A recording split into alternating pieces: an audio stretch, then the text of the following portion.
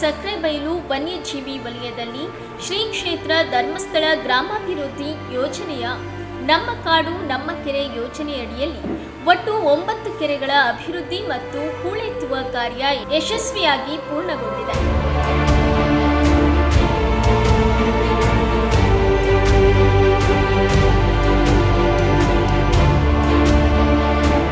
ಈ ಕಾರ್ಯದಿಂದ ಅರಣ್ಯ ಪ್ರದೇಶದ ವನ್ಯಜೀವಿಗಳಿಗೆ ಬೇಸಿಗೆ ಕಾಲದಲ್ಲಿ ನೀರಿನ ಲಭ್ಯತೆ ಹೆಚ್ಚಾಗಲಿದೆ. ನಾವು ಈಗಾಗಲೇ ಧರ್ಮಸ್ಥಳ ಯೋಜನೆ ಕಾರ್ಯಕ್ರಮದ ಅಡಿಯಲ್ಲಿ ನಮ್ಮೂರು ನಮ್ಮ ಕೆರೆ ಮತ್ತು ನಮ್ಮ ಕಾಡು ನಮ್ಮ ಕೆರೆ ಅನ್ವಯ ನಾವು ಕೆರೆಗಳನ್ನು ಪೂಜ್ಯ ಧರ್ಮಸ್ಥಳ ಧರ್ಮಾಧಿಕಾರಿಗಳಾದ ಪರಮ ಪೂಜ್ಯ ಡಾಕ್ಟರ್ ಡಿ ವೀರೇಂದ್ರ ಹೆಗಡೆ ಅವರು ಮಾತೃಶ್ರೀ ಹೇಮಾವತಿ ಅಮ್ಮನವರ ಒಂದು ಮಾರ್ಗದರ್ಶನ ಮತ್ತು ಆಶೀರ್ವಾದದೊಂದಿಗೆ ಶಿವಮೊಗ್ಗ ಜಿಲ್ಲೆಯ ಸಕ್ರೆಬೈಲು ವನ್ಯಜೀವಿ ವಲಯದಲ್ಲಿ ಶ್ರೀ ಕ್ಷೇತ್ರ ಧರ್ಮಸ್ಥಳ ಗ್ರಾಮಾಭಿವೃದ್ಧಿ ಯೋಜನೆಯ ನಮ್ಮ ಕಾಡು ನಮ್ಮ ಕೆರೆ ಯೋಜನೆಯಡಿಯಲ್ಲಿ ಒಟ್ಟು 9 ಕೆರೆಗಳ ಅಭಿವೃದ್ಧಿ ಮತ್ತು ಹೂಳೆತ್ತುವ ಕಾರ್ಯ ಯಶಸ್ವಿಯಾಗಿ ಪೂರ್ಣಗೊಂಡಿದೆ. ಈಗಾಗಲೇ ನಮ್ಮ ಜಿಲ್ಲೆಯಲ್ಲಿ 74 ಕೆರೆಗಳನ್ನು ನಾವು ಮಾಡಿದ್ದೇವೆ. ಅದರಲ್ಲೂ ಕೂಡ ನಮ್ಮ ಈ ಶಿವಮೊಗ್ಗ ತಾಲೂಕಿನಲ್ಲಿ 24 ಕೆರೆಗಳಾಗಿದೆ. ಅದರಲ್ಲೂ ನಮ್ಮ ಕಾಡು ನಮ್ಮ ಕೆರೆಯ ಇದರಲ್ಲಿ ನಾವು 19 ಕೆರೆಗಳನ್ನು ಮಾಡಿದ್ದೇವೆ.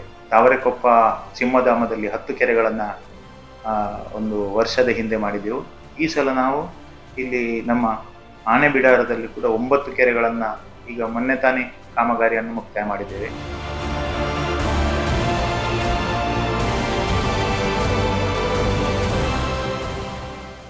ಈ ಕಾರ್ಯದಿಂದ ಅರಣ್ಯ ಪ್ರದೇಶದ ವನ್ಯಜೀವಿಗಳಿಗೆ ಬೇಸಿಗೆ ಕಾಲದಲ್ಲೂ ನೀರಿನ ಲಭ್ಯತೆ ಹೆಚ್ಚಾಗಲಿದೆ. ಈ ಯೋಜನೆಯಡಿಯಲ್ಲಿ ಕಲ್ಕೊಣೆ ಕೆರೆ, ಅರೆಬೇಳು ಕೆರೆ, ಚಿಲುಮೆ ಕೆರೆ, 15ನೇ ಮೈಲಿಗಲ್ಲಿನ ಬೀರನೆ ಕೆರೆ, ಎಮ್ಮೆಗುಂಡಿ ಕೆರೆ ಸೇರಿದಂತೆ ಒಟ್ಟು 9 ಕೆರೆಗಳನ್ನು ಅಭಿವೃದ್ಧಿಪಡಿಸಲಾಗಿದೆ.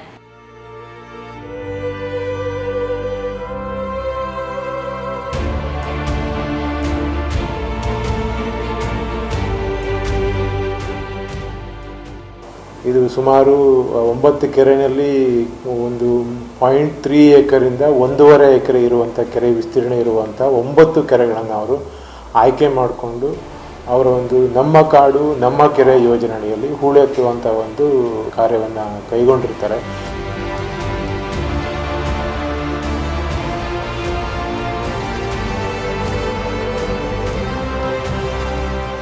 ಕೆರೆಗಳ ಹೂಳೆತ್ತುವ ಮೂಲಕ ನೀರಿನ ಸಂಗ್ರಹ ಸಾಮರ್ಥ್ಯ ಹೆಚ್ಚಾಗಿದ್ದು, ಬೇಸಿಗೆ ಕಾಲದಲ್ಲಿ ಅರಣ್ಯ ಪ್ರದೇಶದ ಜಿಂಕೆ, ಕಾಡೆಮ್ಮೆ, ಆನೆ ಸೇರಿದಂತೆ ವಿವಿಧ ವನ್ಯಜೀವಿಗಳಿಗೆ ಕುಡಿಯುವ ನೀರಿನ ಸಮಸ್ಯೆ ನಿವಾರಣೆಯಾಗಲಿದೆ.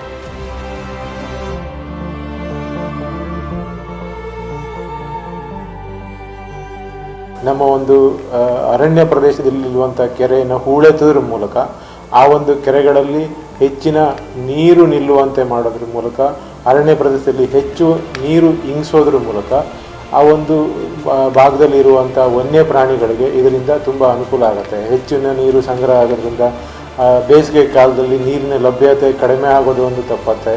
ಸೊ ಹಾಗಾಗಿ ವನ್ಯ ಪ್ರಾಣಿಗಳಿಗೆ ಇದರಿಂದ ನೀರಿನ ಬೇಸಿಗೆ ಕಾಲದಲ್ಲೂ ಸಹ ನೀರು ಸಿಗೋದ್ರಿಂದ ನಮ್ಮ ಮೂಕ ಪ್ರಾಣಿಗಳಿಗೆ ವನ್ಯ ಪ್ರಾಣಿಗಳಿಗೆ ಇದರಿಂದ ಅನುಕೂಲ ಆಗುತ್ತೆ. ಸೊ ಹಾಗಾಗಿ ಈ ಧರ್ಮಸ್ಥಳ ಗ್ರಾಮಾಭಿವೃದ್ಧಿ ಯೋಜನೆಯವರೇನು ಕೆಲಸ ಕೈಗೊಂಡಿದ್ದಾರೆ ಅವರಿಗೆ ನಾವು ಈ ಒಂದು ಸಂದರ್ಭದಲ್ಲಿ ಧನ್ಯವಾದವನ್ನು ಸಹ ತಿಳಿಸೋದಕ್ಕೆ ಇಷ್ಟಪಡ್ತೇನೆ. ಪರಮ ಪೂಜ್ಯರ ಉದ್ದೇಶ ಇಷ್ಟೇ ಏನಂತ ಹೇಳಿದ್ರೆ, ಅಂತರ್ಜಲವನ್ನು ಹೆಚ್ಚಿಸಬೇಕು, ಎರಡನೇದು ಪ್ರಾಣಿ ಪಕ್ಷಿಗಳಿಗೆ ನೀರಿನ ಅಭಾವವನ್ನು ನೀಗಿಸಬೇಕೆಂಬ ಉದ್ದೇಶಕ್ಕೋಸ್ಕರ ಈ ಕೆಲಸವನ್ನು ಪೂಜ್ಯರು ಮಾಡ್ತಿದ್ದಾರೆ. ಆದರೆ ಒಟ್ಟಾಗಿ ನೋಡಿದ್ರೆ ರಾಜ್ಯದಲ್ಲಿ ನಾವು ಜಿಲ್ಲೆಯಲ್ಲಿ ಅತಿ ಹೆಚ್ಚು ಕೆಲಸ ಮಾಡಿದಂಥ ಕೆರೆಗಳನ್ನು ನಿರ್ಮಾಣ ಮಾಡಿದಂಥ ಒಂದು ಹೆಗ್ಗಳಿಕೆ ಪಾತ್ರ ಆಗುತ್ತೇವೆ. ಎರಡನೆಯದ್ದು, ನಾವು ಈ ಕೆರೆಗಳನ್ನು ಈಗ ಉದಾಹರಣೆ ಕಾಡಿನ 19 ಕೆರೆಗಳ ಮಣ್ಣನ್ನು ಕಾಡಲ್ಲಿ ನಾವು ಹಾಕಿದ್ದೇವೆ. ಅದನ್ನು ಆ ಮರಗಳ ಬದುಗಳಿಗೆ ಹಾಕಿದ್ದೇವೆ.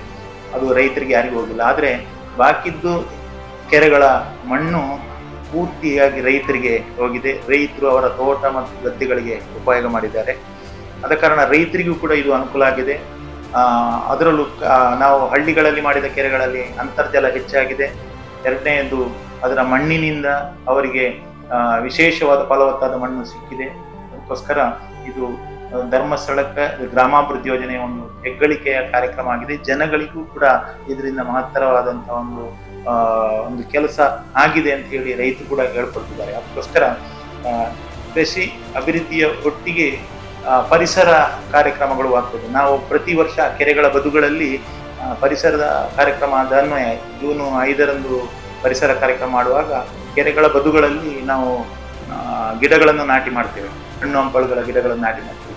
ಅದಕ್ಕೋಸ್ಕರ ಇದು ಒಂದು ರೀತಿಯ ಒಳ್ಳೆಯ ಕಾರ್ಯಕ್ರಮ. ಮತ್ತೆ ಈಗ ನಾವು ಆನೆಬಿಡರದ ಕಾಡಿನಲ್ಲಿ ಕೂಡ ನಾವು ಗಿಡಗಳನ್ನ ನಾಟಿ ಮಾಡುವ ಒಂದು ಉದ್ದೇಶ ಇಟ್ಟುಕೊಂಡಿದೆ. ಯಾಕೆಂದ್ರೆ ಪ್ರಾಣಿಗಳು ಬರುತ್ತೆ, ಆ ಗಿಡಗಳನ್ನು ತಿನ್ನೋಬಾದ ರೀತಿಯಲ್ಲಿ ಬಂದೋಬಸ್ತು ಮಾಡಿಕೊಂಡು ಗಿಡಗಳನ್ನು ನಾಟಿ ಮಾಡುವಂತ ಕೆಲಸಗಳನ್ನು ಕೂಡ ಈ ಸಲ ಮಾಡ್ತಿದ್ದೇವೆ. ಆದ ಕಾರಣ ಕೆರೆ ಅಭಿವೃದ್ಧಿ ಕೆಲಸದಲ್ಲಿ ಮಹತ್ತರವಾದ ಕೆಲಸ ಮಾಡಲಿಕ್ಕೆ ಧರ್ಮಸ್ಥಳ ಗ್ರಾಮಾಭಿವೃದ್ಧಿ ಯೋಜನೆಯ ಪರಮ ಪೂಜ್ಯ ಡಾಕ್ಟರ್ ವೀರೇಂದ್ರ ಹೆಗಡೆ ಅವರು ಇದಕ್ಕೆ ಬಹಳ ನಮಗೆ ಉತ್ತೇಜನ ಕೊಟ್ಟಿದ್ದಾರೆ. ಇತ್ತೀಚೆಗೆ ಇದರ ಗುದ್ದಲಿ ಪೂಜೆಯನ್ನು ಕೂಡ ನಮ್ಮ ಟ್ರಸ್ಟಿಗಳಂತ ಗೌರವಾನ್ವಿತ ಸುರೇಂದ್ರ ಕುಮಾರ್ ಸರ್ ನಡೆಸಿಕೊಟ್ಟಿದ್ದಾರೆ. ಮತ್ತೆ ಅಲ್ಲಿ ಅಧಿಕಾರಿಗಳು ಕೂಡ ಒಳ್ಳೆಯ ಸಹಕಾರ ಕೊಟ್ಟಿದ್ದಾರೆ. ಮತ್ತೆ ಕೆರೆ ಸಮಿತಿ ನಮಗೆ ಪ್ರತಿ ವರ್ಷ ಕೆರೆಗಳಲ್ಲಿ ಬರುವಂತಹ ಏನು ಕಸ ಕಡ್ಡಿ ಬಿದ್ದರೆ ಅದನ್ನು ಕ್ಲೀನಿಂಗ್ ಮಾಡ್ತಾರೆ. ಕೆಲವು ಕಡೆಗಳಲ್ಲಿ ಮೀನು ಸಾಕಾಣಿಕೆ ಕೂಡ ಕೆರೆಗಳಲ್ಲಿ ಮಾಡಿದ್ದಾರೆ. ಅರಣ್ಯ ಸಂಪತ್ತಿನ ಸಂರಕ್ಷಣೆ ಹಾಗೂ ವನ್ಯಜೀವಿಗಳ ಬದುಕಿಗೆ ಪೂರಕವಾದ ಈ ಯೋಜನೆಗೆ ಸ್ಥಳೀಯರು ಹಾಗೂ ಅರಣ್ಯ ಇಲಾಖೆ ಅಧಿಕಾರಿಗಳು ಮೆಚ್ಚುಗೆ ವ್ಯಕ್ತಪಡಿಸಿದ್ದಾರೆ.